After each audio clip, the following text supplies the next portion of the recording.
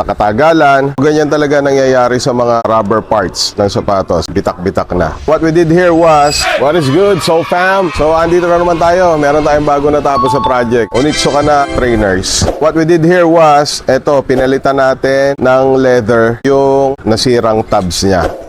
Eto, pakita ko sa inyo kung ano yung itsura nung dinala dito. As you can see here, ayan, biyak-biyak na siya. So, ganyan talaga nangyayari sa mga rubber parts ng sapatos. Ayan, bitak-bitak na. Sa katagalan and due to wear and tear na rin. So, here at Soul Game, ang solution natin dyan is palitan natin ng leather para mas matibay and mas flexible siya. Mas sumusunod, kumbaga. Kaya ngayon, ayan. Wow!